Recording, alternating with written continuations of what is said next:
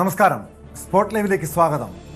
ഇറാനിലെ ഭരണകൂട മാറ്റം ലക്ഷ്യമിട്ടുള്ള സൈനിക നീക്കങ്ങൾ 6ാം ദിവസത്തിലേക്ക് കടക്കുമ്പോൾ ഇറാന് രൂക്ഷമായ മുന്നറിയിപ്പ് നൽകുകയാണ് അമേരിക്ക. ആയുധങ്ങൾ ഉപേക്ഷിച്ച് കീഴടങ്ങാൻ തയ്യാറാകണമെന്നും അല്ലാത്തപക്ഷം ഉറപ്പായ മരണമായിരിക്കും ഫലമെന്നും ഡൊണാൾഡ് ട്രംപ് വ്യക്തമാക്കുന്നു. ഇറാന്റെ നാവികസേനയെയും വ്യോമസേനയെയും പൂർണ്ണമായും തകർത്തെന്നാണ് US പ്രസിഡന്റിന്റെ അവകാശവാദം. നിരവധി വിമാനങ്ങൾക്കും കപ്പലുകൾക്കും കേടുപാടുകൾ വരുത്തി. ഇറാനെ തിരിച്ചടിക്കാനുള്ള ശേഷി കുറഞ്ഞതായും ട്രംപ് പറയുന്നു. The United States military, together with the wonderful Israeli partners, continues to totally demolish the enemy far ahead of schedule and at levels that people have never seen before, actually. We're destroying more of Iran's missiles and drone capability every single hour, knocking them out like nobody thought was possible. Their navy is gone. 24 ships in 3 days. That's a lot of ships. Their anti-aircraft weapons are gone. So they have no air force. They have no air defense. All of their airplanes are gone.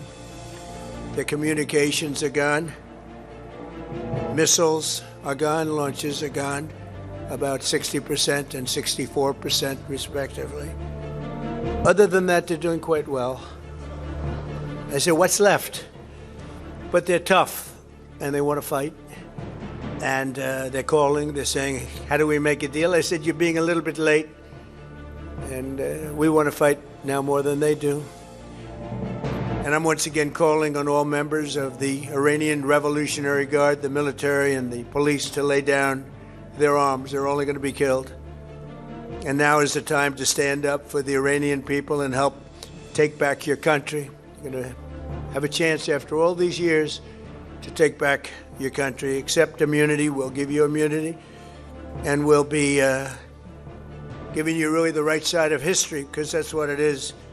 So you'll be perfectly safe with total immunity, or you'll face absolutely guaranteed death. And I don't want to see that. അതേസമയം US president Donald ട്രംപിനെ തള്ളി Iran രംഗത്തെത്തിയിരിക്കുന്നു. വേണ്ടി വന്നാൽ നീണ്ട യുദ്ധത്തിന് തയ്യാറാണെന്ന് Islamic revolutionary guard corps പറയുന്നു. ഇതുവരെയും പുറത്തെടുക്കാത്ത അത്യാധുനിക ആയുധങ്ങൾ കൈവശമുണ്ടെന്നാണ് ഇറാന്റെ അവകാശവാദം. അതേസമയം കരയുദ്ധം നടത്താനുള്ള ഇറാന്റെ വെല്ലുവിളി ട്രംപ് സ്വീകരിച്ചില്ല. ഇറാൻ പൂർണ്ണമായും തകർന്നിരിക്കുന്ന ഈ ഘട്ടത്തിൽ കരയുദ്ധം നടത്തുന്നതുകൊണ്ട് പ്രയോജനമില്ലെന്നാണ് ട്രംപിന്റെ പ്രതികരണം. ഇതിനിടെ USഉം ഇസ്രായേലും ഇറാനിലേക്ക് നടത്തുന്ന ആക്രമണം അടുത്ത ഘട്ടത്തിലേക്ക് കടന്നതായി ഇസ്രായേൽ മിലിറ്ററി ചീഫ് അറിയിച്ചു. വിവരങ്ങളുമായി ന്യൂസ് ഡെസ്കിൽ നിന്ന് അജയ് സുധാബിച്ചു ചേരുന്നു. അജയ്, അമേരിക്കയും ഇറാനും വീണ്ടും വെല്ലുവിളി മുഴക്കുന്നു, മുന്നറിയിപ്പുകൾ നൽകുന്നു, വേണ്ടി വന്നാൽ നീണ്ട യുദ്ധത്തിന് തയ്യാറാണെന്ന് പറയുന്നു. സമാധാന ചർച്ചകൾക്കുള്ള എല്ലാ സാധ്യതകളും അടയുകയാണോ? നിലവിൽ രണ്ടു കൂട്ടരും പരസ്പരം വെല്ലുവിളിച്ചുകൊണ്ട് ഇരിക്കുന്ന സാഹചര്യത്തിൽ സമാധാന ചർച്ചകൾ അത് ദൂരെയാണ് എന്ന് വേണം കരുതാൻ. പ്രത്യേകിച്ച് ഇറാൻ ചർച്ചകൾക്ക് തയ്യാറല്ലെന്ന് ഒന്നുകൂടി ഊന്നി പറയുന്നുമുണ്ട്. പല ആവർത്തി അവർ അത് പറഞ്ഞു കഴിഞ്ഞതുമാണ്. ട്രംപിൻ്റെ അവകാശവാദം അനുസരിച്ച് ഇറാൻ്റെ എല്ലാവിധ നേവി സംവിധാനങ്ങളും അതുപോലെ തന്നെ എയർ ഡിഫൻസ് സംവിധാനങ്ങളും നശിച്ചതായിട്ടാണ് അദ്ദേഹം പറയുന്നത്. അതുകൊണ്ട് തന്നെ ഇറാന് ഇനി അധികകാലം ഇങ്ങനെ തുടരാനാകില്ല, അവർക്ക് എത്രയും വേഗം കീഴടങ്ങി വരും എന്ന് ട്രംപ് പറയുന്നു. പക്ഷേ നിലവിൽ ഇസ്രായേലിലേക്കും അതുപോലെ തന്നെ പല അറേബ്യൻ രാജ്യങ്ങളിലേക്കും നടക്കുന്ന ആക്രമണങ്ങൾ അതല്ല സൂചിപ്പിക്കുന്നത് എന്നതാണ് യാഥാർത്ഥ്യം. ഇറാന്റെ പക്കൽ ഇനിയും ആയുധങ്ങൾ ഉണ്ട്, പക്ഷേ അതിൻ്റെ തോത് എത്രമാത്രം വലുതാണ് എന്ന് നമുക്ക് പ്രവചിക്കാൻ കഴിയില്ല. ഇതിനിടെ IRGCയുടെ ഭാഗത്ത് നിന്ന്, ഇറാന്റെ ഔദ്യോഗിക സേനാ വിഭാഗമായിട്ടുള്ള IRGCയുടെ ഭാഗത്ത് നിന്ന് ഒരു പ്രതികരണം വരുന്നുണ്ട്. അതായത് ട്രംപിന്റെ വാദങ്ങളെ തള്ളുന്നതാണ് ഇവരുടെ പ്രതികരണം. ഇവർ പറയുന്നത് തങ്ങളുടെ കയ്യിൽ ഇനിയും ഉപയോഗിക്കാത്ത അത്യാധുനിക സംവിധാനങ്ങളുള്ള ആയുധങ്ങളുണ്ട്, അവ ഞങ്ങൾ ഇനിയെടുത്ത് പ്രയോഗിക്കും, അത് ഉടൻ തന്നെ നിങ്ങൾ കാത്തിരുന്നുകൊള്ളൂ, ശത്രുക്കൾക്ക് ഒരിക്കലും താങ്ങാനാകാത്ത അടിയാകും ഇത് കാരണം നൽകുക എന്നും IRGC വ്യക്തമാക്കുകയുണ്ടായി. ഇതിനിടെ പല ഇറാനിയൻ നേതാക്കളും, ഇപ്പോൾ നമ്മൾ പരിശോധിക്കുകയാണെങ്കിൽ ഇറാൻ്റെ നാഷണൽ സെക്യൂരിറ്റി കൗൺസിൽ നേതാവായിട്ടുള്ള അലി ലാരിജാനി, അതുപോലെ തന്നെ അവരുടെ വിദേശകാര്യമന്ത്രി അബ്ബാസ് അരക്സി, ഇവർ എല്ലാവരും തുടർച്ചയായിട്ട് ട്രംപിനെ വെല്ലുവിളിച്ചുകൊണ്ടിരിക്കുകയായിരുന്നു. അതായത് അമേരിക്ക എത്രയും വേഗം ഒരു കരയുദ്ധത്തിന് തയ്യാറാകണം, കരയുദ്ധത്തിൽ അവർക്ക് നിർണായകമായിട്ടുള്ള തിരിച്ചടികൾ നൽകുമെന്നും ഇവർ പറയുകയുണ്ടായിരുന്നു. ഈ അലി ലാരിജാനി പറയുന്നത് അമേരിക്ക ഒരു കരയുദ്ധം നടത്താൻ വേണ്ടി ഞങ്ങൾ കാത്തിരിക്കുന്നു എന്നാണ് അദ്ദേഹം പറഞ്ഞത്.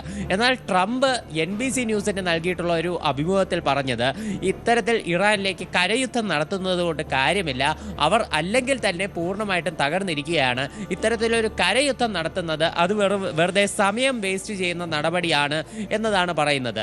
എന്തായാലും ട്രംപിന് ഇത്തരത്തിൽ അധിക നാൾ തുടരാനാകില്ല എന്നതാണ് നിലവിലെ ചില കണക്കുകൾ സൂചിപ്പിക്കുന്നത്. അതായത് ഈ യുദ്ധം തുടങ്ങി ആദ്യത്തെ 100 മണിക്കൂർ, അതായത് ഏതാണ്ട് 4 ദിവസം കൊണ്ട് US മൊത്തം ചെലവായത് $34,000 കോടി രൂപയാണ്. അതായത് ഏതാണ്ട് $3 ബില്യൺ വരും. Centre for strategic and international സ്റ്റഡീസിൻ്റെ കണക്ക് പ്രകാരമാണ് ഇത് വ്യക്തമാക്കുന്നത്. ഇന്ത്യൻ രൂപയിൽ 34,000 കോടിയാണ് അമേരിക്കയ്ക്ക് യുദ്ധം തുടങ്ങി ആദ്യത്തെ 4 ദിവസത്തിനകം തന്നെ ചെലവായ തുക എന്ന് പറയുന്നത്.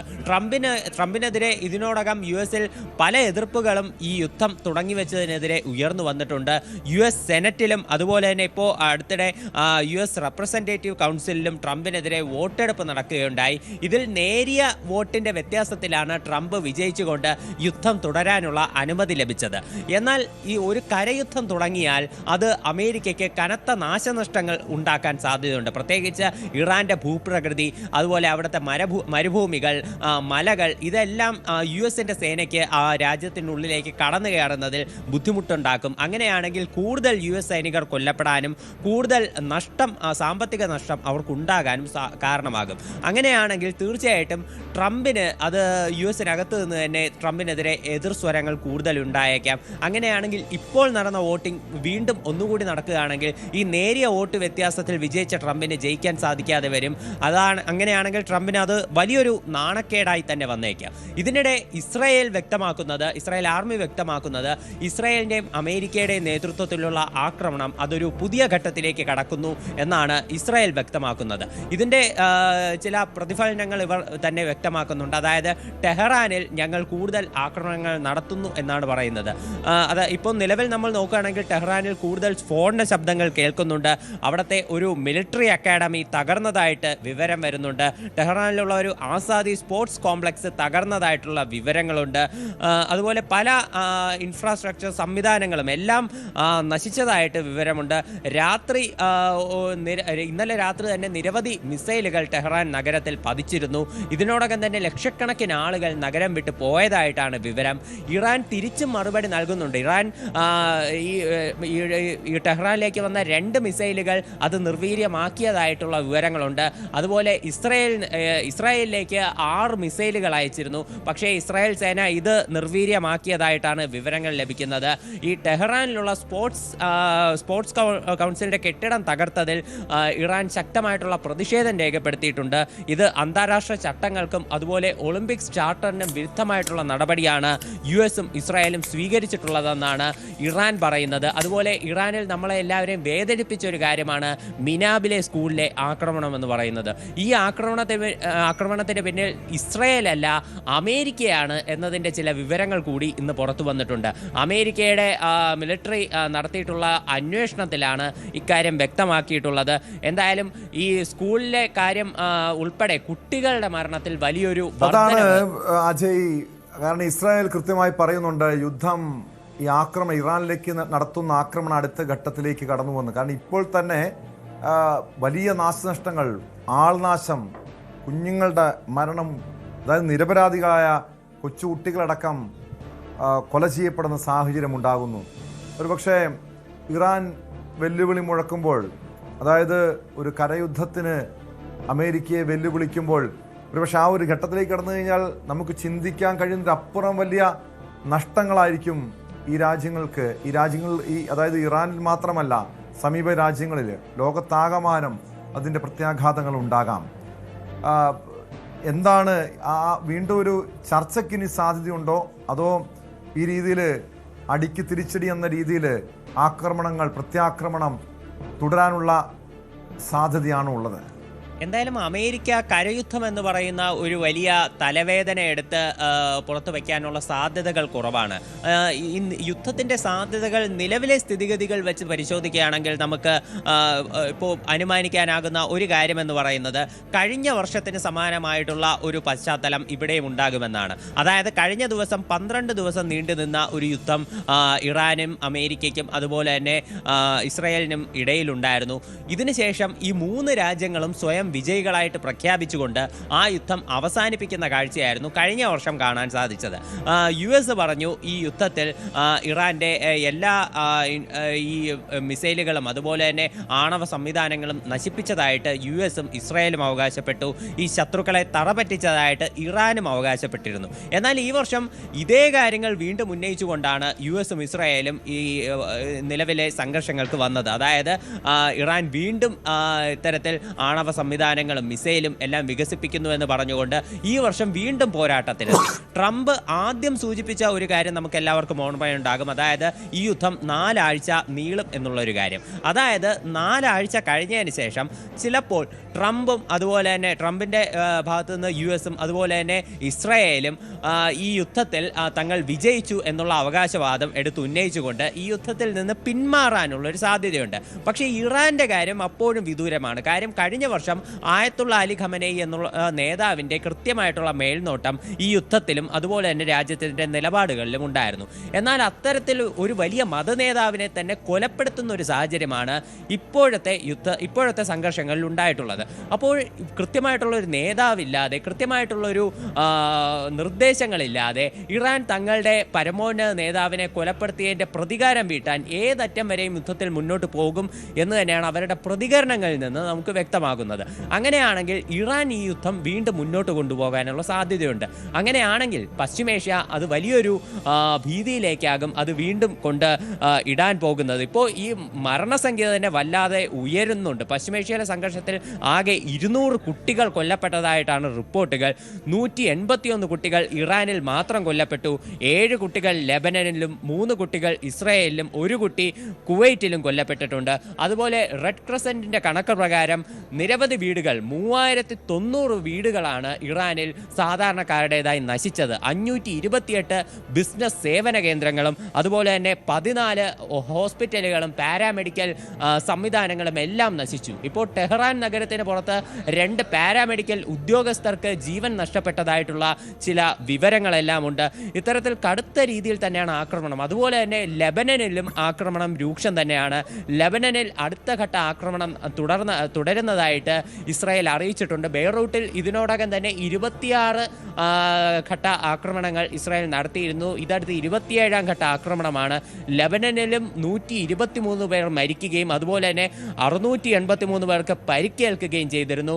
ഹിസ്ബുള്ളയുടെ ഭാഗത്ത് നിന്ന് തിരിച്ചും ഇസ്രായേലിന് ഭീഷണിയുണ്ട്. അതായത് ഹിസ്ബുള്ള പറയുന്നത് ഇസ്രായേലിൻ്റെ വടക്കൻ പ്രദേശത്ത് 5 കിലോമീറ്റർ ചുറ്റളവിൽ അതിർത്തിയിൽ നിന്ന് 5 കിലോമീറ്റർ ചുറ്റളവിലുള്ള എല്ലാ ഇസ്രായേലി പൗരന്മാരും ഉടൻ ഒഴിയണം, ഇല്ലെങ്കിൽ ഇസ്രായേലിനെതിരെ തക്കതായിട്ടുള്ള ആക്രമണം ഉണ്ടാകും എന്നതാണ് ഹിസ്ബുള്ള ഗ്രൂപ്പ് വ്യക്തമാക്കുന്നത്. ഹീബ്രു ഭാഷയിലാണ് ഇവർ ഇത്തരത്തിലൊരു അനൗൺസ്മെൻറ്റ് നൽകിയിട്ടുള്ളത്. അപ്പോൾ ഹിസ്ബുള്ളയുടെ ഭാഗത്തു നിന്നും ഭീഷണി ശക്തമാണ്.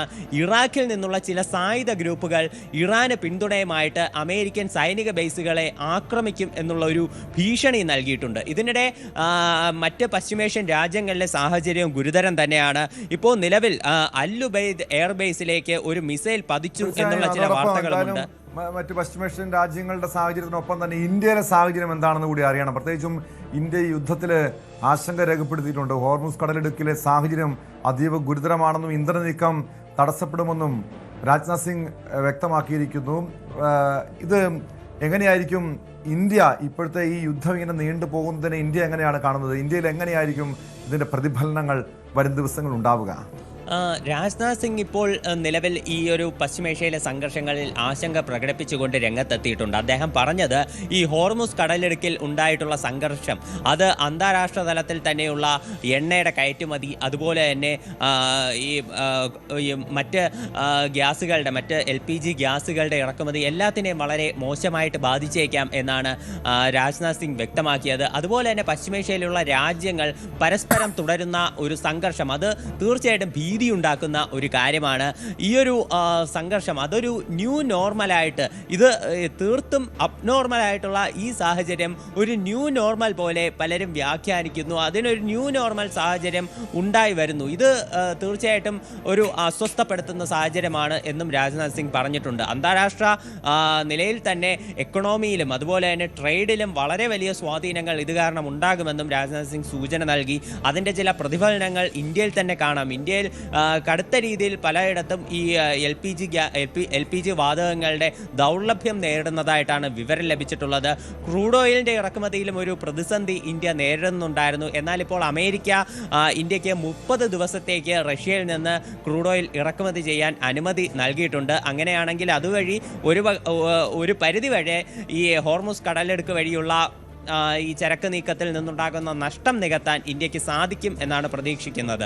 ഇത് തീർച്ചയായിട്ടും ഇപ്പോൾ ഇത് ഇന്ത്യയുടെ ഭാഗത്തു നിന്നുണ്ടാകുന്ന ഒരു വളരെ വലിയ പ്രതിസന്ധിയാണ്. അതുമാത്രമല്ല പ്രവാസികളെ സംബന്ധിച്ചുള്ള പ്രതിസന്ധികളും അത് തീർച്ചയായിട്ടും ഉണ്ട്. ദുബായിൽ വീണ്ടും മിസൈൽ അലേർട്ട് ഉണ്ടായിട്ടുണ്ട് എന്നുള്ള വാർത്തയുണ്ട്. ഇവിടെ ഉൾപ്പെടെ ലക്ഷക്കണക്കിന് ഇന്ത്യക്കാരുള്ളതാണ്.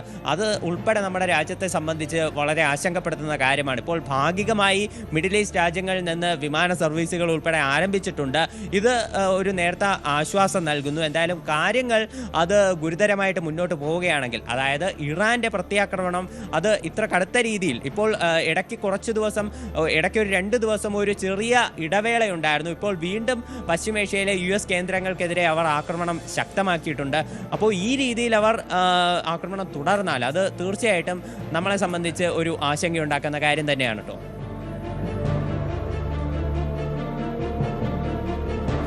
വ്യക്തമാണ്. അജയ് സുധാ ബിജുവാണ് വിവരങ്ങൾ നൽകിയത്. അജയ് സൂചിപ്പിച്ചതുപോലെ യുദ്ധം ഇങ്ങനെ നീണ്ടുപോയാൽ പശ്ചിമേഷ്യൻ രാജ്യങ്ങളെ മാത്രമല്ല ഇന്ത്യ ഉൾപ്പെടെ അത് ബാധിക്കും. നമ്മൾ മലയാളികളെ ബാധിക്കും. വലിയ രീതിയിലുള്ള വിലക്കയറ്റം അല്ലെങ്കിൽ പാചകവാതക വിതരണം ഉൾപ്പെടെ തടസ്സപ്പെടാനുള്ള സാധ്യതയുണ്ട്. എണ്ണയുടെ വില വർധന, ഓഹരി വിപണികളുടെ തകർച്ച, അങ്ങനെ പല പ്രത്യാഘാതങ്ങളും ഉണ്ടാകാം. മാത്രമല്ല നിരവധി മനുഷ്യജീവനുകൾ പൊലിയുന്ന സാഹചര്യം ഇറാനിൽ മാത്രമല്ല സമീപത്തുള്ള പല രാജ്യങ്ങളിലും നിലവിലുണ്ട്.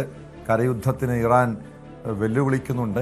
അമേരിക്ക അത് സ്വീകരിച്ചിട്ടില്ല. പക്ഷേ യുദ്ധം നീണ്ടുപോയാൽ ഉണ്ടാകാവുന്ന പ്രതിസന്ധി അതിതീവ്രമായിരിക്കും. Ernakulam Angamaly morning star college വിദ്യാർത്ഥിനി ജാസ്ലിയുടെ അപകട മരണത്തിൽ ഒളിവിലായിരുന്ന പ്രതി ഡോക്ടർ സിറിയക് ജോർജ് പിടിയിൽ. വാഗമണിൽ നിന്നാണ് ഡോക്ടർ സിറിയക്കിനെ പോലീസ് അറസ്റ്റ് ചെയ്തത്. ഒളിവിൽ കഴിയാൻ സഹായിച്ചതിന് സിറിയക്കിന്റെ പിതാവ് ജോർജ് മാത്യുവിനെ നേരത്തെ അറസ്റ്റ് ചെയ്തിരുന്നു. സിറിയക്കിന്റെ അറസ്റ്റ് വൈകുന്നതിൽ പോലീസിനെതിരെ മരിച്ച ജാസ്ലിയുടെ കുടുംബം കഴിഞ്ഞ ദിവസം രംഗത്തെത്തിയതാണ്. അതിനുശേഷമാണ് പ്രതിക്ക് വേണ്ടിയുള്ള അന്വേഷണം പോലീസ് ഊർജിതമാക്കിയത്. പ്രതിക്ക് പരമാവധി ശിക്ഷ ഉറപ്പാക്കണമെന്ന അറസ്റ്റിന് ശേഷം ജാസ്ലിയുടെ കുടുംബം പ്രതികരിച്ചു. മാക്സിമം ശിക്ഷ വാങ്ങിക്കൊടുക്കുക. കാരണം ക്യാഷ് ഉണ്ടെന്ന് കരുതിയിട്ട് മനുഷ്യജീവന് വിലയില്ലാതാവരുതല്ലോ. മോളവിടെ കിടന്ന് എന്തോരം വേദന സഹിച്ചിട്ടുണ്ടാവും. ഒന്നെടുത്ത് ഹോസ്പിറ്റലിൽ കൊണ്ടുപോയിരുന്നില്ല. അയാൾ ഒന്നെടുത്ത് ഹോസ്പിറ്റലിൽ കൊണ്ടുവരുന്നെങ്കിൽ ഞങ്ങൾക്ക് അയാളോട് ഇത്രയും ദേഷ്യം ഞങ്ങൾക്ക് ഉണ്ടാവൂല. എൻ്റെ മോൻ പറഞ്ഞ പോലെ തന്നെ അമ്മേ അയാളൊന്ന് എൻ്റെ ചേച്ചിനൊന്ന് ഹോസ്പിറ്റലിൽ കൊണ്ടുപോകണമെങ്കിൽ നമുക്ക് കുഴപ്പമില്ല. നമുക്ക് എന്തെങ്കിലും ഒരു ക്ഷമ പോലും അയാൾക്ക് കൊടുക്കാം. പക്ഷെ ഇതുപോലും ചെയ്യാതെ ഡോക്ടറല്ലേ, ജീവൻ കൊടുക്കേണ്ടതല്ലേ, എന്നിട്ടല്ലേ അതിനവിടെ ഇട്ടിട്ട് പോയത്. എന്തോ അതിന്റെ കയ്യിൽ അതിന് ഏറ്റവും ഇഷ്ടമുള്ള കപ്പലണ്ടി മിഠായി വാങ്ങിക്കാൻ വേണ്ടി, അതിന് വലിയ ആഗ്രഹമൊന്നുമില്ല, കുഞ്ഞാഗ്രഹം, അതുപോലും അതിന് കഴിക്കാൻ പറ്റിയില്ല. അത് വാങ്ങിക്കാൻ വേണ്ടിയിട്ട് കയറിയത് അവിടെ. വിശദാംശങ്ങളുമായി കൊച്ചിയിൽ നിന്ന് നവമി ദിനേശ് ചേരുന്നുണ്ട്. നവമി, ജാസ്ലിയുടെ അമ്മ പ്രതികരിച്ചതുപോലെ ഒരു അപകട മരണം ഉണ്ടാകും. നമുക്കറിയാം നിത്യേന ഇതുപോലുള്ള അപകട മരണങ്ങൾ, നിരവധി മനുഷ്യജീവനുകൾ റോഡിൽ പൊലിയുന്നുണ്ട്. പക്ഷേ ഈ ജാസ്ലിയുടെ മരണം നമ്മളിങ്ങനെ മാധ്യമങ്ങളിങ്ങനെ ചർച്ച ചെയ്യുന്നുണ്ടെങ്കിൽ അതിന് പ്രധാനപ്പെട്ട കാരണം ഈ ഒരു അപകടം ഉണ്ടാക്കിയ ശേഷം പ്രതി വാഹനം നിർത്താതെ പോയതാണ്. അതൊരു സാധാരണ വ്യക്തിയല്ല, ഒരു ഡോക്ടറാണ്. മനുഷ്യജീവൻ അത്രയധികം വില കൽപ്പിക്കേണ്ട ഒരു വ്യക്തിയാണ്. ഒരു സാധാരണ ഒരു മനഃപൂർവ്വമല്ലാത്ത നരഹത്യ കുറ്റം മാത്രമായി ചുമത്തേണ്ടിയിരുന്ന ഒരു കേസാണ്. ഈ രീതിയിൽ കാര്യങ്ങൾ കൈവിട്ടു പോയത്. ഒടുവിൽ ആ പ്രതിക്ക് ഒളിവിൽ പോകേണ്ട സാഹചര്യം ഉണ്ടാകുന്നു. അവിടെ നിന്നും പോലീസിന് ഈ പ്രതിയെ പിടികൂടുന്നൊരവസ്ഥയിലേക്ക് വരും കാര്യങ്ങൾ നീങ്ങുന്നു. എവിടെ നിന്നാണ്, അതായത് വാഗമണിൽ നിന്നാണ് ഇയാൾ പിടിയിലായതെന്നാണ് വിവരം. എത്ര ദിവസമായി ഇയാൾ ഈ ഡോക്ടർ സിറിയക്ക് അവിടെ ഒളിവിലുണ്ട്? ഇയാളെ ഒളിവിൽ പോകാൻ സഹായിച്ച പിതാവ് ഉൾപ്പെടെ അറസ്റ്റിലായിട്ടുണ്ടല്ലോ.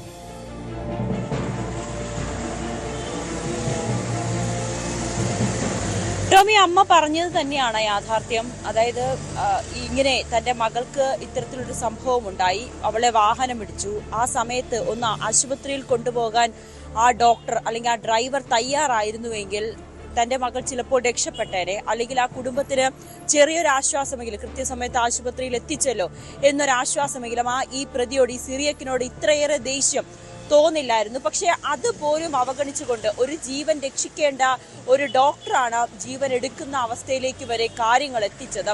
ഇത് തന്നെയാണ് ആ കുടുംബത്തിന്റെ പ്രതിഷേധത്തിനും അവരുടെ വിഷമത്തിനും കാരണം. സമൂഹം ഒന്നാകെ അതിനെ ഏറ്റെടുക്കുകയും വലിയ തരത്തിലുള്ള ഒരു പ്രതിഷേധം ഇതുമായി ബന്ധപ്പെട്ട് പോലീസ് സ്റ്റേഷനിലടക്കം നടത്തുകയും ഒക്കെ ചെയ്തിരുന്നു. അതുതന്നെയാണ് പ്രധാനപ്പെട്ട കാര്യവും. സിറിയക്ക് ആ സമയത്ത് ഈ പാവം പെൺകുട്ടിയെ കൃത്യസമയത്ത് ആശുപത്രിയിൽ എത്തിച്ചിരുന്നുവെങ്കിൽ ആ കുടുംബത്തിനൊരു സമാധാനം ഉണ്ടായിരുന്നു. സിറിയക്കിനെ സ്വാഭാവികമായ ഒരു മനഃപൂർവ്വമല്ലാത്ത നരഹത്യ ചുമത്തി സ്റ്റേഷൻ ജാമ്യത്തിൽ വിടേണ്ട ഒരു സാഹചര്യം മാത്രമേ ഉണ്ടായിരുന്നുള്ളൂ. പക്ഷേ ഒളിവിൽ പോവുകയും ഈ പെൺകുട്ടിയെ കുറിച്ച് യാതൊരുവിധ കാര്യങ്ങളും അന്വേഷിക്കാതെ ആ സിറിയക്കിനെ സംരക്ഷിക്കുന്ന രീതിയിലേക്ക് കാര്യങ്ങൾ പോയി എന്നുള്ളതാണ് ഇത്രയേറെ വിവാദമാകുവാനും കാരണം. ഇന്ന് രാവിലെയാണ് ഏകദേശം ഒരു 11:30 കൂടിയാണ് സിറിയക്കിനെ വാഗമണിലെ ഒരു റിസോർട്ടിൽ നിന്ന് പിടികൂടിയത്. ആ റിസോർട്ട് 3 ദിവസമായി സിറിയക്ക് അവിടെ തന്നെ ഉണ്ടായിരുന്നു എന്നാണ് പോലീസ് പറയുന്നത്. അതായത് ഈ പെൺകുട്ടി മരിച്ച ദിവസം മുതലാണ് സിറിയക്ക് ആ റിസോർട്ടിൽ താമസിച്ചത്. അപ്പോഴാണ് സിറിയക്ക് ഒളിവിലായി എന്ന് നമുക്ക് പറയേണ്ടിയിരിക്കുന്നത്. അതിനു മുൻപ് തന്നെ സിറിയക്ക് വീട്ടിലും പരിസര പ്രദേശങ്ങളിലും ഉണ്ടായിരുന്നു. പോലീസ് വേണ്ട വിധത്തിൽ ഈ കേസ് കൈകാര്യം ചെയ്തിട്ടില്ല. പോലീസിന്റെ ഭാഗത്ത് നിന്ന് വീഴ്ച സംഭവിച്ചു എന്നുള്ളത് സത്യമായിട്ടുള്ള കാര്യമാണ്. കാരണം 6ാം ദിവസമാണ് സിറിയക്കിനെ അറസ്റ്റ് ചെയ്യുന്നത്. അതും ഇത്രയേറെ വിവാദമായതിനു ശേഷമാണ്. അതിനു മുൻപ് തന്നെ സിറിയക്കിനെ അറസ്റ്റ് ചെയ്യാനുള്ള എല്ലാ വകുപ്പും എല്ലാ സാഹചര്യവും പോലീസിന്റെ മുൻപിലുണ്ടായിട്ടും അത് ചെയ്യാതെ പ്രതിക്ക് മുൻകൂർ ജാമ്യാപേക്ഷയുമായി കോടതിയിൽ സമീപിക്കേണ്ട, അല്ലെങ്കിൽ പ്രതിക്ക് ഇത് ഇത്രയും വലിയ വിഷയമാകില്ല എന്നൊരു രീതിയിലേക്ക് പോലീസും മാറിയെന്ന് നമുക്ക് പറയേണ്ടി വരും. ഇന്നലെ വൈകിട്ടോടു കൂടിയാണ് സിറിയക്കിന്റെ പിതാവിനെ വീട്ടിലേക്ക്, ജോർജ് മാത്യുവിനെ പോലീസ് സ്റ്റേഷനിലേക്ക് വിളിച്ചു വരുത്തിയത്. അവർ കോട്ടയത്തെ അതിരമ്പുഴയിലെ വീട്ടിലെത്തി പരിശോധനയ്ക്കായി അവിടെ എത്തിയെങ്കിൽ പോലും വീട് പൂട്ടിയിട്ട നിലയിലായിരുന്നു. പിതാവിനെ സ്റ്റേഷനിലേക്ക് വിളിച്ചു വരുത്തി. ഇന്നലെ വൈകിട്ടോടുകൂടി പിതാവ് വരികയും പിതാവിനെ വിശദമായി ചോദ്യം ചെയ്തു. ഇയാളുടെ ഫോണിലെ ചില വിവരങ്ങളിലും ഫോൺ സംഭാഷണങ്ങളും ഒക്കെ പരിശോധിച്ചതിൽ നിന്നുമാണ് സിറിയക്ക് ഒളിവിലാണ്, ഇത് കേരളം വിട്ടു പോയിട്ടില്ല എന്നൊരു വിവരം പോലീസിന് ലഭിക്കുകയും സിറിയക്കിന് ഒളിവിൽ പോകാൻ സഹായിച്ച പിതാവിനെതിരെ കേസ് രജിസ്റ്റർ ചെയ്ത് അയാളെ കൂടി അറസ്റ്റ് ചെയ്യുന്ന സാഹചര്യത്തിലേക്കുമൊക്കെ എത്തിയത്. അപ്പോഴും പോലീസ് കരുതിയിരുന്നത് സ്വാഭാവികമായും പിതാവിനെ അറസ്റ്റ് ചെയ്യുന്ന സാഹചര്യത്തിൽ സിറിയക്ക് കീഴടങ്ങാനുള്ളൊരു സാഹചര്യം ഉണ്ടാകും എന്നായിരുന്നു പോലീസിന്റെ കരുതൽ. അതിനിടയിലാണ് വാഗമൺ SHOയ്ക്ക് ഒരു സന്ദേശം ലഭിക്കുന്നത്. സിറിയക്കിനെ പോലെ ഒരാളെ ഈ റിസോർട്ടിൽ, വാഗമണിന് സമീപത്തുള്ള ഒരു റിസോർട്ടിൽ കണ്ടെത്തിയെന്നും പോലീസ് മഫ്തിയിലാണ് ആ റിസോർട്ടിലേക്ക് ചെല്ലുകയും അവിടെ നിന്ന് അത് സിറിയക്കാണെന്ന് സ്ഥിരീകരിക്കുകയും ചെയ്തു. ഉടനെ തന്നെ ഈ വിവരം അങ്കമാലി പോലീസിനെ അറിയിക്കുകയും ചെയ്തിട്ടുണ്ടായിരുന്നു. സിറിയക്കിന് പോലീസ് ആണെന്ന് മനസ്സിലായത്, അതായത് തന്നെ പിടികൂടാൻ എത്തിയ പോലീസാണെന്ന് മനസ്സിലായതോടുകൂടി സിറിയക്ക് അവിടെ നിന്ന് രക്ഷപ്പെടാൻ ശ്രമിക്കുകയായിരുന്നു. പക്ഷേ പോലീസ് പിടികൂടി, അവിടെ നിന്ന് തന്നെ പിടികൂടിയിട്ട് അങ്കമാലി പോലീസിന് കൈമാറുന്ന സാഹചര്യമാണ്. എന്തായാലും വൈകിട്ടോടുകൂടി സിറിയക്കിനെ അങ്കമാലി പോലീസ് സ്റ്റേഷനിൽ എത്തിക്കുമെന്നാണ് അറിയാൻ സാധിക്കുന്നത്. നമുക്ക് ആ ലുക്കൌട്ട് നോട്ടീസിൽ കാണാം ടോം, സിറിയക്ക് താടി ഉള്ള ഒരു ഫോട്ടോയാണ്.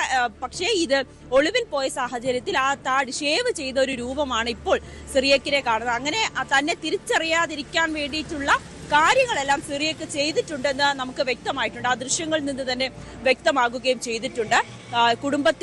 ഇന്നലെ കുടുംബം പറഞ്ഞത് വളരെ വേദനിക്കുന്ന കാര്യങ്ങൾ. ആ അമ്മയുടെ വൈകാരികമായിട്ടുള്ള പ്രതികരണം, ആ സഹോദരന്റെയും അച്ഛന്റെയൊക്കെ വളരെ വൈകാരികമായ പ്രതികരണം, തന്റെ മകളെ നഷ്ടപ്പെട്ട വേദന ഒരു ഭാഗത്ത് നിൽക്കുമ്പോൾ ആ മകളുടെ മരണത്തിന് കാരണക്കാരനായ ആളെ പിടികൂടാത്ത പോലീസ് നടപടി, തന്റെ മകൾക്ക് നീതി ലഭിച്ചിട്ടില്ല എന്നുള്ള അവരുടെ ഒരു കുറ്റബോധം, ഇതെല്ലാം തന്നെ ഇന്നലെ മാധ്യമങ്ങളോട് പറയുകയും ചെയ്തു. പൈസയുള്ള ആളാണ്, ഡോക്ടറാണ്, ഒരു നിരവധി സ്വാധീനം ചെലുത്താൻ പറ്റുന്ന ഒരു വ്യക്തിയാണ്. അതുകൊണ്ടായിരിക്കും ഇയാളെ പിടികൂടാൻ പോലീസ് വൈകുന്നത് എന്നായിരുന്നു അമ്മ ഇന്നലെ തീർച്ചയായും സമ്പന്ന കുടുംബമാണ്, നല്ല ജോലിയുണ്ട്, വലിയ സാമ്പത്തിക ശേഷി, മാത്രമല്ല വലിയ സ്വാധീനമൊക്കെ ഉള്ള വ്യക്തിയാണ് ഈ പ്രതി. അതുകൊണ്ട് തന്നെ ആയിരിക്കാം ഒരു പക്ഷേ കേസ് അന്വേഷണത്തിൽ തുടക്കത്തിൽ പോലീസ് ഒരു വീഴ്ച വരുത്തിയത്. പക്ഷേ വലിയ ആക്ഷേപം, വിമർശനം പോലീസിനെതിരെ ഉയർന്നതോടെ പോലീസ് ഉണർന്ന് പ്രവർത്തിച്ചു, പ്രതിയെ പിടികൂടാൻ കഴിഞ്ഞു. ശക്തമായ നടപടി, ശിക്ഷ ഇയാൾക്ക് ഉറപ്പാക്കണമെന്ന് കുടുംബം ആവശ്യപ്പെടുന്നുമുണ്ട്. മാത്രമല്ലല്ലോ നവമി, ഇവിടെ നമുക്കറിയാം നിയമ നടപടി മാത്രം ഇയാൾക്കെതിരെ മതിയോ? ഒരു ഡോക്ടറാണ്, ആരോഗ്യവകുപ്പിൻ്റെ ഭാഗത്തുനിന്നും നടപടി സ്വീകരിക്കേണ്ടതല്ലേ? കാരണം ഒരു ജീവൻ രക്ഷിക്കേണ്ട വ്യക്തിയുടെ ഭാഗത്തുനിന്ന് ഇത്തരമൊരു അനാസ്ഥ, ഒരു വീഴ്ച, ഗുരുതരമായിട്ടുള്ള ബോധപൂർവമായ ഒരു വീഴ്ച ഉണ്ടാകുന്നുണ്ടെങ്കിൽ ഇയാൾ എങ്ങനെയാണ് ഒരു രോഗികളെ ചികിത്സിക്കാനുള്ള എന്ത് യോഗ്യതയാണ് ഇയാൾക്കുള്ളത്? ആരോഗ്യവകുപ്പിൻ്റെ ഭാഗത്തുനിന്നും നടപടി വേണ്ടേ? അത്തരമൊരു ആവശ്യം കുടുംബം ഉന്നയിക്കുന്നുണ്ടോ?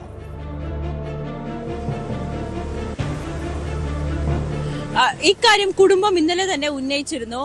ഇയാൾ ഇപ്പോൾ ഹൗസ് സർജൻസി ചെയ്തുകൊണ്ടിരിക്കുന്ന വ്യക്തിയാണ്, സിറിയക് പി ജോസഫ്.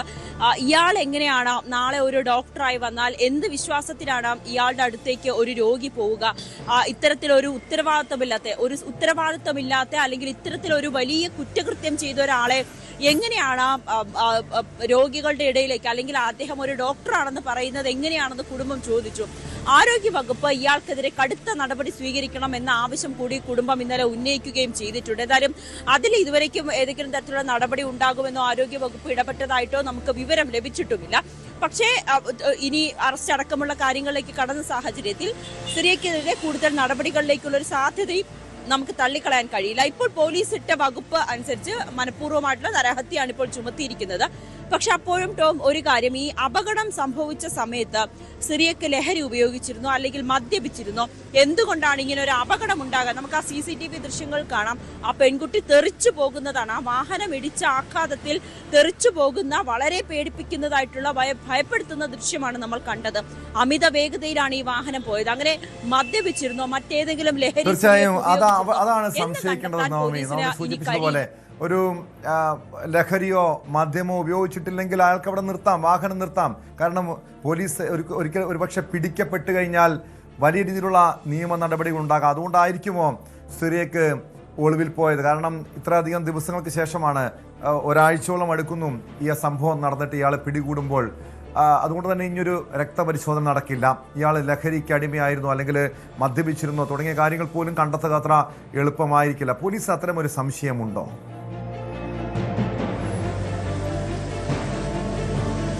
തീർച്ചയായും ടോം, കാരണം പ്രത്യേകിച്ച് ഒരു ഡോക്ടറാണ്, അത് കൃത്യമായി അറിയാം. വൈദ്യപരിശോധനയിൽ എത്ര മണിക്കൂറുകൾ കഴിഞ്ഞാലായിരിക്കും തന്റെ ശരീരത്തിലുള്ള അല്ലെങ്കിൽ രക്തത്തിൽ കലർന്ന ലഹരി വസ്തുക്കളുടെ ആ ഒരു, അല്ലെങ്കിൽ മദ്യപിച്ചിട്ടുണ്ടോ എന്ന ടെസ്റ്റിൽ അറിയാൻ സാധിക്കുന്നത്. അത് എത്ര മണിക്കൂർ കഴിഞ്ഞാൽ അത് കണ്ടെത്താൻ കഴിയില്ല. ഇതെല്ലാം കൃത്യമായിട്ട് അറിയാവുന്ന ഒരാൾ കൂടിയാണ് സിറിയക്ക്. ആ സാഹചര്യത്തിൽ തന്നെയായിരിക്കും വാഹനം നിർത്തിയിട്ടും വാഹനം ഇടിച്ചിട്ടും ആ പെൺകുട്ടിക്ക് ഇത്രയും ഗുരുതരമായിട്ടുള്ള അപകടം സംഭവിച്ചിട്ടും വണ്ടി നിർത്താതെ അമിത വേഗതയിൽ ഓടിച്ചു പോയത് താൻ ലഹരി ഉപയോഗിച്ചിട്ട് തന്നെയായിരിക്കും എന്ന സംശയത്തിലാണ് പോലീസ് ഇപ്പോഴും നിൽക്കുന്നത്. എന്തായാലും സിറിയക്കിനെ വിശദമായി ചോദ്യം ചെയ്യേണ്ടതുണ്ട് പോലീസിന്. പക്ഷെ അത് തെളിവ് കണ്ടെത്താൻ കഴിയില്ല. കാരണം ഇന്ന് 6ാമത്തെ ദിവസമാണ് സിറിയക്കിനെ പിടികൂടുന്നത്. ഇനി ഈ CCTV ദൃശ്യങ്ങൾ അല്ലെങ്കിൽ പ്രതിയെ ഒളിവിൽ പോകാൻ സഹായിച്ചവർ, അങ്ങനെയുള്ള ഈ ഒപ്പം ഉണ്ടായിരുന്ന ദൃക്സാക്ഷികൾ, ഈ വാഹനത്തിലുണ്ടായിരുന്ന സുഹൃത്ത്, ഇവരിൽ നിന്ന് ലഭിക്കുന്ന വിവരങ്ങളുടെ അടിസ്ഥാനത്തിൽ മാത്രമേ തുടർ നടപടികളുമായി പോലീസിന് മുന്നോട്ട് പോകാൻ കഴിയൂ. ഇതിൽ നിർണായകമായ ഈ ലഹരി ഉപയോഗിച്ചിട്ടുണ്ടായിരുന്നു അല്ലെങ്കിൽ മദ്യപിച്ചിട്ടുണ്ടായിരുന്നു സിറിയക്ക് എന്ന് കണ്ടെത്താൻ ഇനി പോലീസിന് കഴിയുകയുമില്ല. ഇതറിയാവുന്ന സിറിയക്ക് മനഃപൂർവ്വം തന്നെയാണ് ഇത്തരത്തിലൊരു പ്രവൃത്തി ചെയ്തതെന്ന് നമുക്ക് വ്യക്തമാകുകയും ചെയ്യും. എന്തായാലും പോലീസിന്റെ അന്വേഷണം മുന്നോട്ട് പോവുകയാണ്. സിറിയക്കിനെ വിശദമായി ചോദ്യം ചെയ്യേണ്ടതുണ്ട്. സിറിയക്കിന്റെ അച്ഛന്റെ അറസ്റ്റ് ഉടനെ തന്നെ കോടതിയിൽ ഉടനെ തന്നെ ഹാജരാക്കുന്ന ഒരു സാഹചര്യമാണ്. ഈ മകനെ ഒളിവിൽ പോകാൻ സഹായിച്ചു എന്ന കുറ്റമാണ് പോലീസ് അച്ഛനെതിരെ ചുമത്തിയിരിക്കുന്നത്. എന്തായാലും വളരെ ഗുരുതരമായിട്ടുള്ള കുറ്റകൃത്യം തന്നെയാണ് സിറിയക്ക് ചെയ്തതെന്ന് നമുക്ക് വ്യക്തമാണ്. കുടുംബവും അത് തന്നെയാണ് ആരോപിക്കുന്നത്. അതിന്റെ ഭാഗമായി തന്നെയാണ് ഉടനടി ഈ രാഷ്ട്രീയ സമ്മർദ്ദം എന്ന് തന്നെ നമുക്ക് പറയാം. പോലീസിന്റെ ഭാഗത്ത് നിന്നും തുടക്കം മുതൽ വലിയ അലംഭാവം ഉണ്ടായി. എന്തായാലും ഈ രാഷ്ട്രീയ സമ്മർദ്ദം ഇത്രയേറെ വാർത്തയായി, വലിയ വിവാദമായി, പ്രതിഷേധമായി. ഇതിനെ തുടർന്ന് തന്നെയാണ് എത്രയും വേഗത്തിൽ സിറിയക്കിനെ പിടികൂടാൻ പോലീസിന് കഴിഞ്ഞതും എന്ന് തന്നെയാണ് നമ്മൾ കരുതേണ്ടത്. യെസ്, വ്യക്തമാണ്. കൊച്ചിയിൽ നിന്ന് നവമി ദിനേശാണ് വിവരങ്ങൾ നൽകിയത്. എന്നാലും ഒരു കാര്യം ഓർക്കുക, നമ്മൾ ഒരുപക്ഷെ വാഹനങ്ങളിൽ യാത്ര ചെയ്യുമ്പോൾ അപകടങ്ങൾ സംഭവിക്കാം. കാരണം അത്രയും തിരക്കേറിയ പാതയാണ്. കേരളത്തിലെ. കാരണം ചെറിയ വഴികളാണ്, അപകടങ്ങൾ പല ദിവസങ്ങളിലും ഉണ്ടാകാറുണ്ട്. അതുപോലെ തന്നെ അബദ്ധത്തിലാണെങ്കിലും ഈ ബോധപൂർവമാണെങ്കിലും അപകടം ഉണ്ടായിക്കഴിഞ്ഞാൽ അത് നിർത്താൻ, വാഹനം നിർത്തി അപകടത്തിൽ പരിക്കേറ്റവനെ ആശുപത്രിയിൽ കൊണ്ടുപോകാനുള്ള മര്യാദയെങ്കിലും കാണിക്കണം. അതല്ലെങ്കിൽ ഒരു പക്ഷേ ഈ ഡോക്ടർ സിറിയക്കിന് സംഭവിച്ചതുപോലുള്ള നിയമക്കുരുക്കൾ, നാണക്കേട്, പിന്നെ ഒളിവിപ്പോകേണ്ട സാഹചര്യം, അതിനുശേഷം മറ്റ് നിയമ നടപടി, ഇതൊക്കെ നേരിടേണ്ടി വരുമെന്ന് എല്ലാവരും ഓർക്കണം. സ്പോട്ട് ലൈവിലേക്ക് തിരികെ എത്താം. സ്പോട്ട് ലൈവ് തുടരുന്നു. കാസർഗോഡ് നാൽത്തടുക്ക സ്വദേശിനി ജസീല ആത്മഹത്യ ചെയ്ത സംഭവത്തിൽ ആൺസുഹൃത്തിന്റെ മാതാവിനെ പോലീസ് ചോദ്യം ചെയ്യുന്നു. വിദ്യാനഗർ പോലീസാണ് ചോദ്യം ചെയ്യുന്നത്. മോഷണക്കുറ്റം ആരോപിച്ചതിനെ തുടർന്നുള്ള മനോവിഷമത്തിലാണ് ജസീല ജീവനൊടുക്കിയത്. ആദൂർ പോലീസ് പ്രതിക്കൂട്ടിലായ സംഭവത്തിൽ ഉന്നതതല അന്വേഷണം വേണമെന്ന ആവശ്യം ശക്തമാകുമ്പോഴാണ് ചോദ്യം ചെയ്യൽ. ഫെബ്രുവരി 20-നാണ് ജസീല എലിവിഷം കഴിച്ച് ജീവനൊടുക്കിയത്. 2 ആഴ്ച പിന്നിട്ടിട്ടും അന്വേഷണം എങ്ങും എത്താത്ത സാഹചര്യത്തിൽ ആക്ഷൻ കമ്മിറ്റി ശക്തമായ പ്രക്ഷോഭ പരിപാടികളുമായി മുന്നോട്ട് പോകാൻ ഒരുങ്ങുകയാണ്. അതിനിടെയാണ് ആൺസുഹൃത്തിൻ്റെ മാതാവിനെ ചോദ്യം ചെയ്യുന്ന നടപടിയിലേക്ക് പോലീസ് കടന്നിരിക്കുന്നത്. കാസർഗോഡ് നിന്ന് KV ബൈജു ചേരുന്നു. ബൈജു, സാധാരണ നമുക്കറിയാം ഒരു ആത്മഹത്യ, പ്രത്യേകിച്ചും ഒരു സ്ത്രീയുടെ, ഒരു യുവതിയുടെ ആത്മഹത്യ ഉണ്ടായിക്കഴിഞ്ഞാൽ അതിന് ആത്മഹത്യ കാരണക്കാരായവരെ, അവർക്കെതിരെ നിയമ നടപടികൾ ഉണ്ടാകാം, അവർക്കെതിരെ ആത്മഹത്യ പ്രേരണ കുറ്റം ചുമത്താം. ജസീലയുടെ ആത്മഹത്യാക്കുറിപ്പിൽ ഭർത്താവിൻ്റെ വീട്ടുകാർക്കെതിരെ അടക്കം ആക്ഷേപങ്ങളുണ്ടായിരുന്നു. അതോടൊപ്പം തന്നെ ഈ ആൺസുഹൃത്തിൻ്റെ അമ്മയ്ക്കെതിരെ, അല്ലെങ്കിൽ ആൺസുഹൃത്തുമൊക്കെ ആരോപണ നിഴലിലായ ഒരു കേസ് കൂടിയാണ്. പക്ഷെ ഇതുവരെയും പോലീസ് ആർക്കെതിരെയും ഒരു നടപടി സ്വീകരിച്ചിട്ടില്ല. വലിയ സമ്മർദ്ദമുണ്ട്, പ്രതിഷേധമുണ്ട്. അതിൻ്റെ അടിസ്ഥാനത്തിലാണോ ഇപ്പോൾ ആൺസുഹൃത്തിൻ്റെ അമ്മയെ ചോദ്യം ചെയ്യുന്നത്?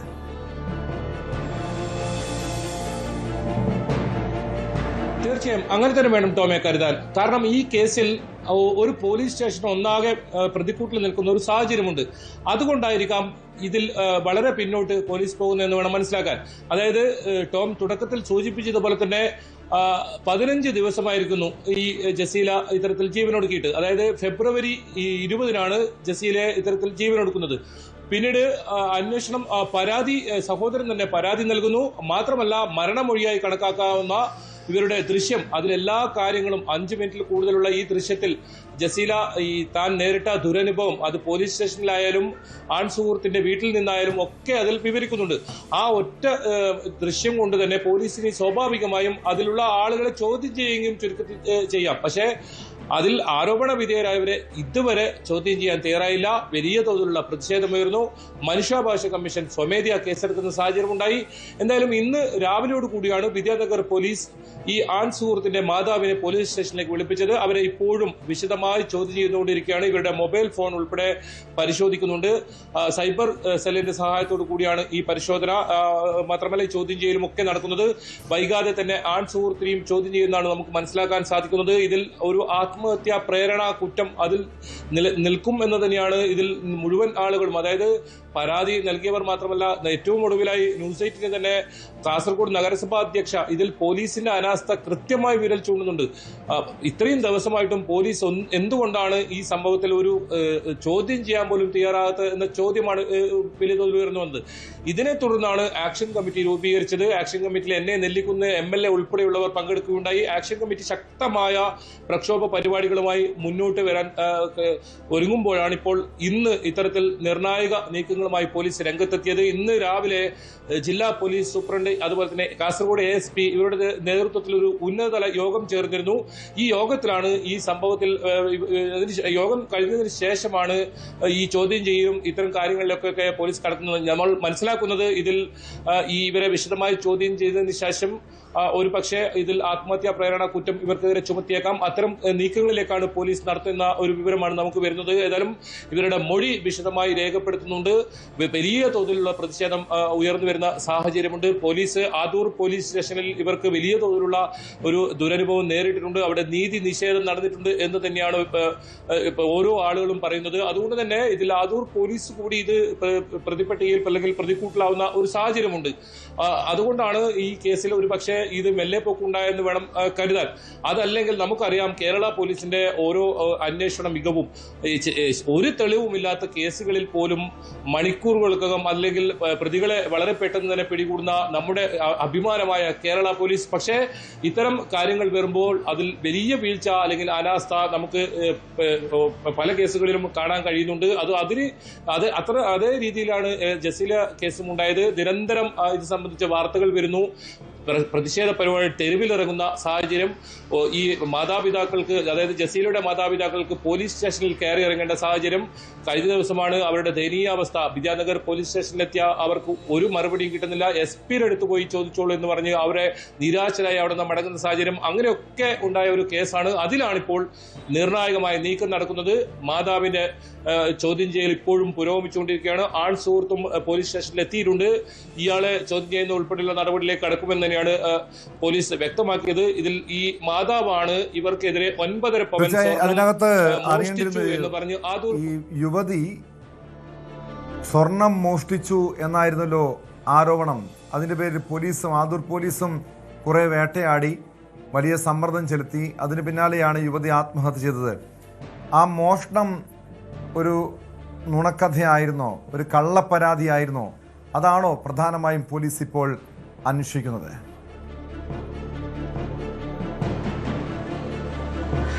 അതെ ടോമ, ഏറ്റവും പ്രധാനം അത് തന്നെയാണ്. ഇങ്ങനൊരു സ്വർണം ഇവരുടെ വീട്ടിൽ നിന്നും മോഷണം പോയിട്ടുണ്ടോ? അതല്ലെങ്കിൽ ഈ വസ്തു ഇനി ആരാണ് ഈ സ്വർണം ഇല്ലെങ്കിൽ മോഷ്ടിച്ചത്? ഈ കാര്യങ്ങളാണ് കൃത്യമായി അറിയേണ്ടത്. ഇതിലാണ് ആദൂർ പോലീസ് വലിയ വീഴ്ച വരുത്തിയത്.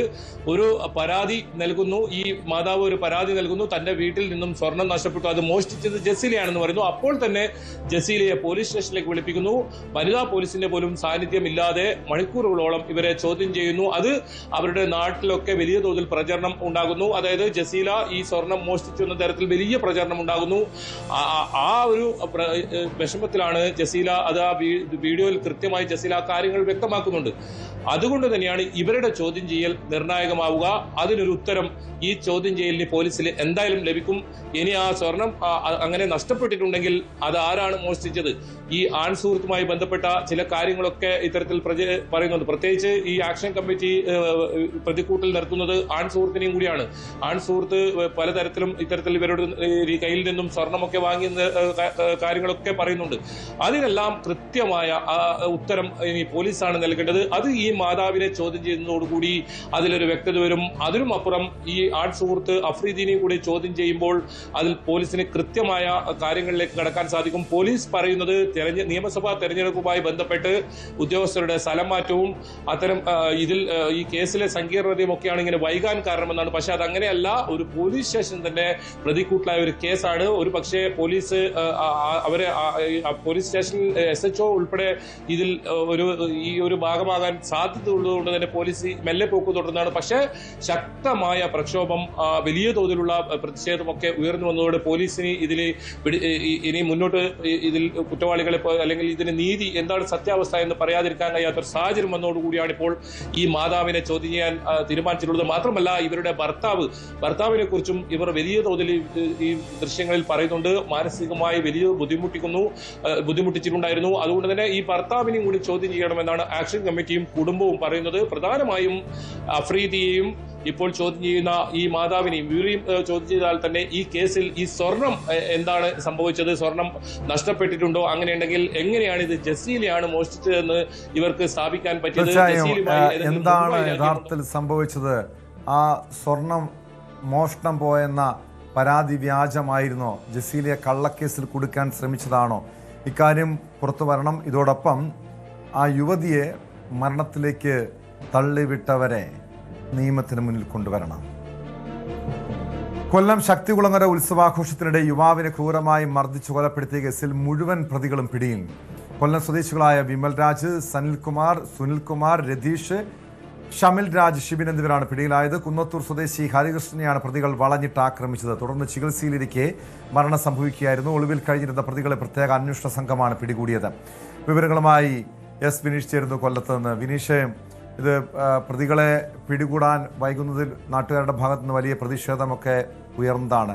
ഇന്നലെ വരെ, അതായത് സംഭവം നടന്ന് ദിവസങ്ങൾ കഴിഞ്ഞിട്ടും 4 പ്രതികളെ മാത്രമാണ് ഇന്നലെ വരെയും പിടികൂടിയത്. ഇന്ന് എല്ലാ പ്രതികളെയും പിടികൂടാൻ കഴിഞ്ഞു.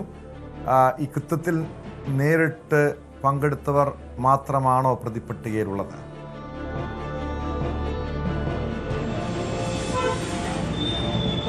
തീർച്ചയായിട്ടും ഇതിൽ അങ്ങനെയാണ്. എഫ്ഐആറിൽ 4 പ്രതികളെ ആയിരുന്നു ആദ്യം സൂചിപ്പിച്ചിരുന്നത്. പിന്നീടുള്ള അന്വേഷണത്തിലാണ് 2 പ്രതികൾ കൂടി ഇതിൽ ഉൾപ്പെട്ടിട്ടുണ്ട് എന്ന് പോലീസിന് ബോധ്യമാകുന്നത്. എന്നാലും ഇതുമായി ബന്ധപ്പെട്ട് 6 പ്രതികളാണ് ഈ കൃത്യത്തിൽ നേരിട്ട് പങ്കുള്ളത്. 6 പേരെയും പിടികൂടാൻ സാധിച്ചു എന്നുള്ളതാണ്. കഴിഞ്ഞ ഞായറാഴ്ചയാണ് ഈ കേസിനാസ്പദമായ സംഭവം ഉണ്ടാകുന്നത്. ക്ഷേത്രാങ്കണത്തിൽ വെച്ച് ഇത്തരത്തിലുള്ള ഒരു കൃത്യം നടക്കുന്നു. വലിയ പ്രതിഷേധം, പോലീസിന്റെ വലിയ വിമർശനമുയർന്നതാണ് ഈ കേസുമായി ബന്ധപ്പെട്ട്. കാരണം പ്രതികളെ പിടികൂടുന്നതിൽ പോലീസ് വീഴ്ച വരുത്തി. ഈ യുവാവിൻ്റെ മരണത്തിന് ശേഷമാണ് പ്രതികളിലേക്ക് അന്വേഷണം പോലും എത്തിയത്. അവരെ പിടികൂടാനുള്ള നീക്കം പോലും പോലീസിൻ്റെ ഭാഗത്തുനിന്നുണ്ടായത്. അങ്ങേറ്റം മൃഗീയമായ രീതിയിലുള്ള പീഡനമാണ് ഹരികൃഷ്ണൻ എന്ന ചെറുപ്പക്കാരന്, 18 വയസ്സുകാരന് നേരിടേണ്ടി വന്നത്. സ്വന്തം സഹോദരിയുടെ നാട്ടിലെ ക്ഷേത്രോത്സവത്തിന് പോയപ്പോഴാണ് ഹരികൃഷ്ണനെയും സഹോദരനെയും ബന്ധുവിനെയും അടക്കം ആക്രമിച്ചത്. ഹരികൃഷ്ണന് ഗുരുതരമായി പരിക്കേറ്റിരുന്നു. പിന്നീട് ചികിത്സയിലേക്കാണ് മരണം സംഭവിച്ചത്. വിനീഷിലേക്ക് വീണ്ടും. വിനീഷ്, എല്ലാ പ്രതികളും നിലവിൽ പിടിയിലായിട്ടുണ്ട്. ഇനി എന്തായിരിക്കും പോലീസിന്റെ ഭാഗത്തു നിന്നുള്ള തുടർ നടപടികൾ? ഈ കേസുമായി ബന്ധപ്പെട്ട് എഫ്ഐആറിൽ 4 പ്രതികളായിരുന്നു ഉണ്ടായിരുന്നത് പ്രാഥമികമായിട്ട്. അപ്പോൾ പിന്നെ ദൃശ്യങ്ങൾ പരിശോധിക്കുകയും സാക്ഷിമൊഴികളുടെ അടിസ്ഥാനത്തിലും ഇതിൽ ഈ കൃത്യത്തിൽ 6 പ്രതികളുണ്ട് എന്ന് പോലീസ് കണ്ടെത്തുകയായിരുന്നു. എന്തായാലും ഇതുമായി ബന്ധപ്പെട്ട് 6 പേരെ പോലീസ് അറസ്റ്റ് ചെയ്തിട്ടുണ്ട്. ഇതിൽ വിമൽ രാജ് എന്ന പേരുള്ള ആളാണ് ഇതിൽ 1-ാം പ്രതി. അയാളാണ് ഈ കൃത്യം നടത്തിയിരിക്കുന്നത്. കമ്പ് വെച്ച് ഹരികൃഷ്ണന്റെ തലയ്ക്കടിക്കുന്ന ദൃശ്യങ്ങളടക്കം പുറത്തു വന്നിട്ടുണ്ട്. ഇത് വിമൽ രാജാണ് ആ ദൃശ്യങ്ങളിൽ കാണുന്നത്. വിമൽ രാജിനെ അടക്കം കഴിഞ്ഞ ദിവസം പോലീസ് അറസ്റ്റ് ചെയ്തിട്ടുണ്ടായിരുന്നു. ഇന്ന് 2 പേരെയും കൂടി അറസ്റ്റ് ചെയ്തപ്പോൾ ഈ കേസിൽ എല്ലാ പ്രതികളും അറസ്റ്റിലായി എന്നാണ് അറിയുന്നത്. 6 പ്രതികൾ ഈ നിലവിൽ അറസ്റ്റിലായിട്ടുണ്ട്. ഞായറാഴ്ച ദിവസമാണ് ഈ സംഭവം ഉണ്ടാകുന്നത്. അതിനുശേഷം ഈ പ്രതികളിലെ പിടികൂടാനോ പോലീസ് അന്വേഷണമോ നടന്നിരുന്നില്ല. ഇതിനെതിരെ വലിയ രീതിയിലുള്ള പ്രതിഷേധങ്ങൾ ഉയർന്നു വന്നിരുന്നു. അങ്ങനെയാണ് ഇത് കൊല്ലം സിറ്റി പോലീസ് കമ്മീഷണറുടെ നേതൃത്വത്തിൽ പ്രത്യേക അന്വേഷണ സംഘം രൂപീകരിക്കുകയും ഈ കേസ് അന്വേഷിക്കുകയും ചെയ്തത്. ആദ്യം തന്നെ 2 പ്രതികളെ അറസ്റ്റ് ചെയ്യുന്നു. അവരിൽ നിന്നും കിട്ടിയ ചില നിർണായക വിവരങ്ങളിലാണ് മറ്റു 2 പ്രതികളിലേക്ക് പോലീസ് എത്തുന്നത്. ഇവരെല്ലാം ഒളിവിൽ കഴിയുന്ന സാഹചര്യമായിരുന്നു ഉണ്ടായത്. എന്തായാലും അടിക്കടി തന്നെ ഈ 2 പ്രതികളെ വീതം പിടികൂടാൻ സാധിച്ചു എന്നുള്ളതാണ്. അങ്ങനെ ഈ കേസിൽ ഉൾപ്പെട്ടിട്ടുള്ള 6 പേരെയും പോലീസ് പിടികൂടിയിട്ടുണ്ട്. ഇവരെല്ലാം കുറ്റം സമ്മതിച്ചതായിട്ടാണ് നമുക്കിപ്പോൾ അറിയാൻ കഴിയുന്ന വിവരം കേട്ടോ.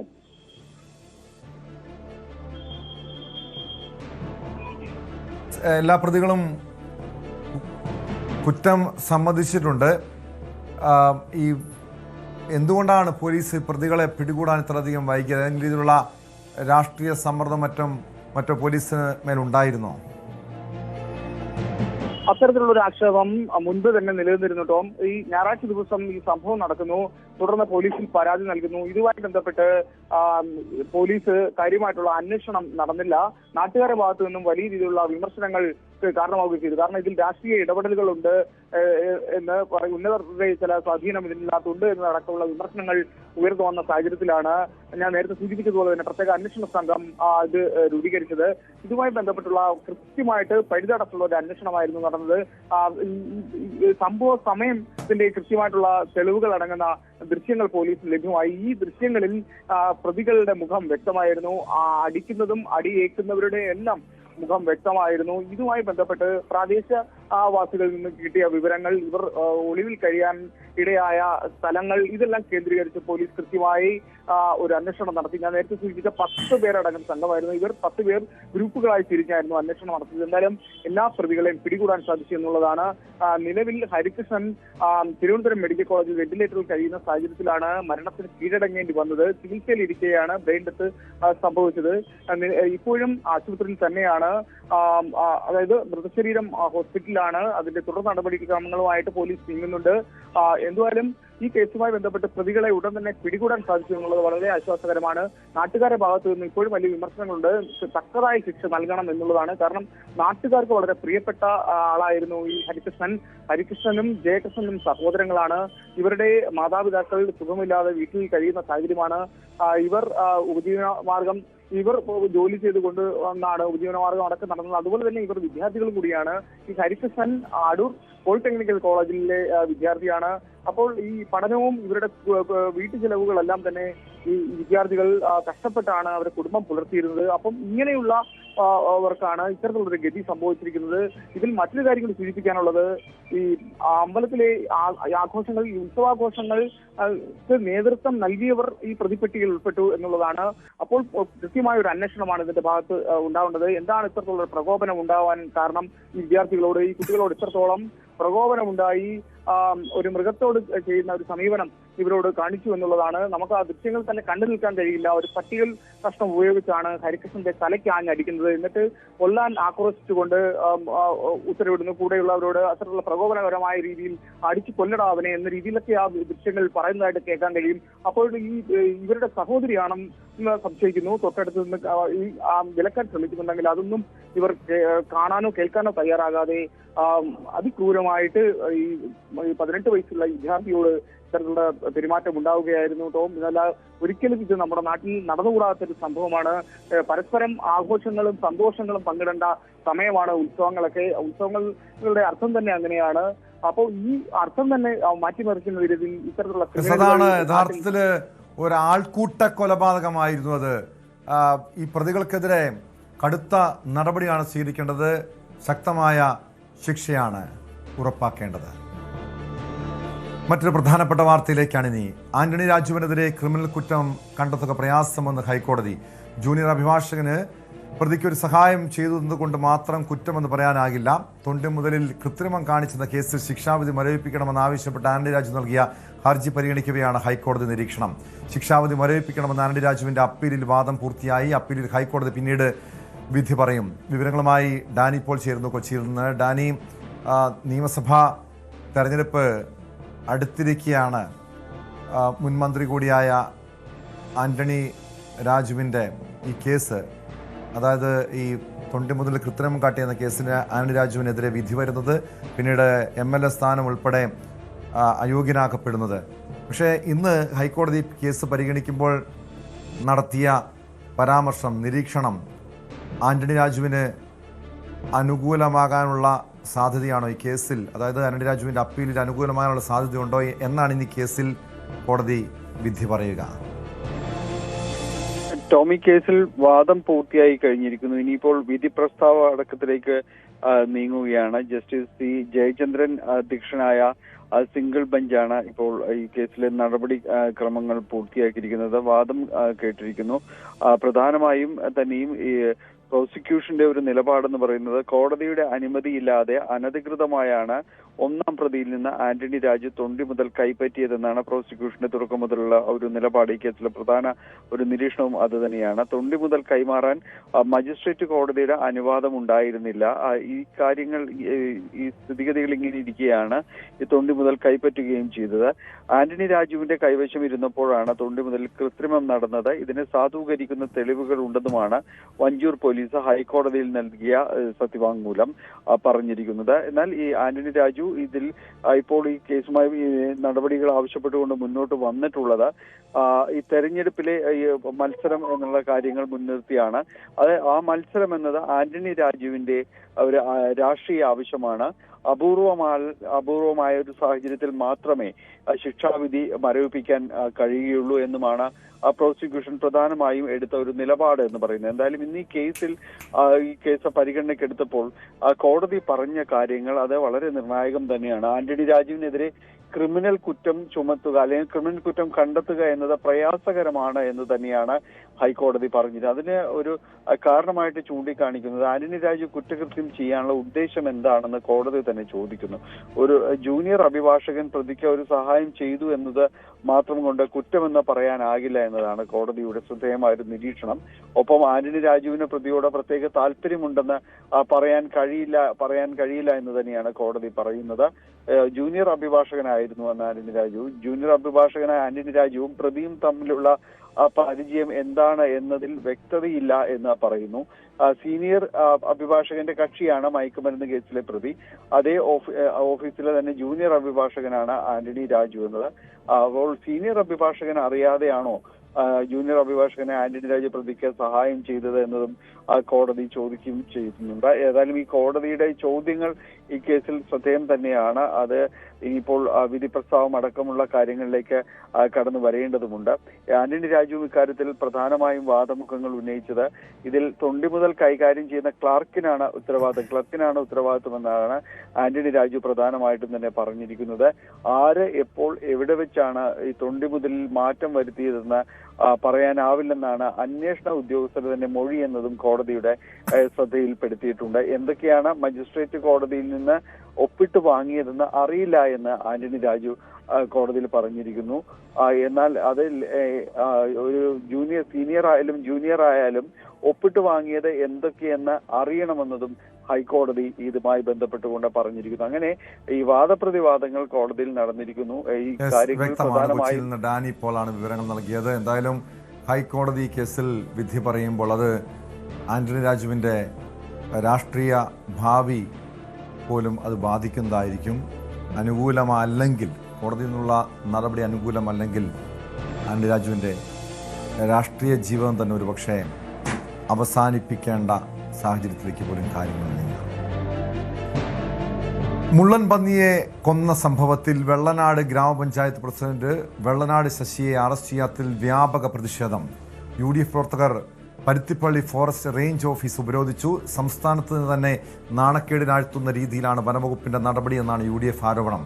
കുറച്ച് ദിവസങ്ങൾക്ക് മുൻപാണ് വെള്ളനാട് ശശി മുള്ളൻ പന്നിയെ അടിച്ചു കൊന്നത്. സംഭവത്തിൽ വനംവകുപ്പ് വിവിധ വകുപ്പുകൾ പ്രകാരം കേസെടുത്തിരുന്നുവെങ്കിലും പ്രതിയെ ഇതുവരെയും അറസ്റ്റ് ചെയ്തിട്ടില്ല.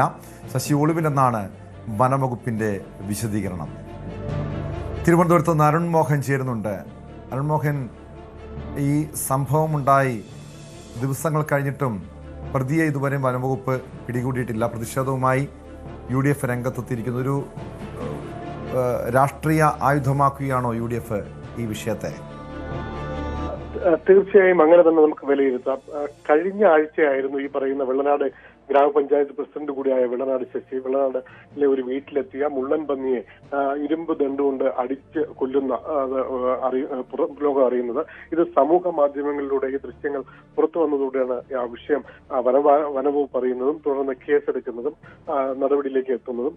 നിരവധി പ്രതിഷേധങ്ങൾ ഇതിന്റെ ഭാഗമായി വരുന്നെങ്കിലും നാളിതുവരെ വെള്ളനാട് ശശിയെ പിടികൂടാൻ വനംവകുപ്പ് തയ്യാറായിട്ടില്ല എന്നുള്ള ആരോപണം ഉന്നയിച്ചാണ് ഇന്ന് പരുത്തിപ്പള്ളി റേഞ്ച് ഓഫീസിന് മുന്നിൽ കോൺഗ്രസ് പ്രവർത്തകർ പ്രതിഷേധ ധർണയുമായി എത്തിയത്.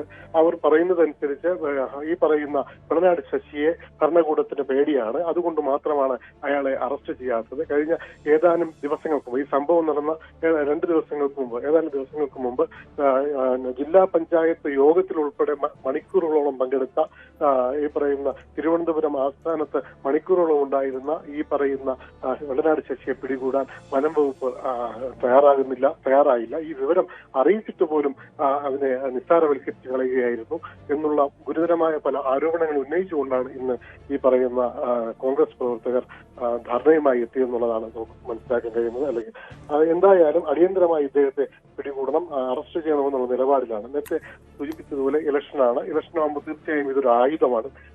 കഴിഞ്ഞ തെരഞ്ഞെടുപ്പ് കാലഘട്ടത്തിൽ ഒരു കോൺഗ്രസ് പ്രവർത്തകനായിരുന്നു ഈ പറയുന്ന വെള്ളനാട് ശശി. അദ്ദേഹം കോൺഗ്രസ് വിട്ട് തുടർന്ന് CPM-ലേക്ക് ചേക്കേറുകയായിരുന്നു. അവിടെയായിരുന്നു ഇപ്രാവശ്യത്തെ തെരഞ്ഞെടുപ്പിൽ നേരിടുകയും LDF സ്ഥാനാർത്ഥിയായി നിന്ന് മത്സരിച്ച് വെള്ളനാടിലെ പഞ്ചായത്ത് അധ്യക്ഷനാകുന്നത്. ഇതിനു മുമ്പും നിരവധി കേസുകൾ ഇദ്ദേഹത്തിനെതിരെ ഉണ്ടായിട്ടുണ്ട്. പല പല ആരോപണങ്ങൾ, പല പല വിഷയങ്ങൾ. അടുത്തിടെ പഞ്ചായത്ത് സെക്രട്ടറിയുമായുള്ള കൊമ്പ് കോർക്കൽ വരെ വളരെ വിവാദമായ ഒരു പശ്ചാത്തലം ഉണ്ടായിരുന്നു. ഇതൊക്കെ ഉണ്ടായിരിക്കുമ്പോൾ നിലനിൽക്കുമ്പോഴും വെള്ളനാട് ശശിയെ പിടികൂടാൻ അല്ലെങ്കിൽ വെള്ളനാട് ശശിക്കെതിരെ നടപടിയെടുക്കാൻ ഭരണകൂടത്തിന് താല്പര്യമില്ല, അല്ലെങ്കിൽ ഭയമാണ് എന്നുള്ള ആരോപണങ്ങളാണ് ഇപ്പോൾ ഉന്നയിക്കുന്നത്.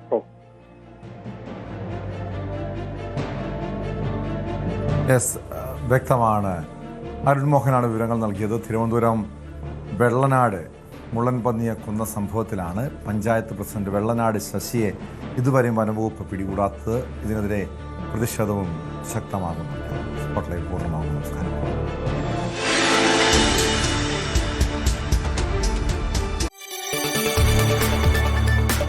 കൂടുതൽ വാർത്തകൾക്ക് News 18 Keralam YouTube channel subscribe ചെയ്യുക.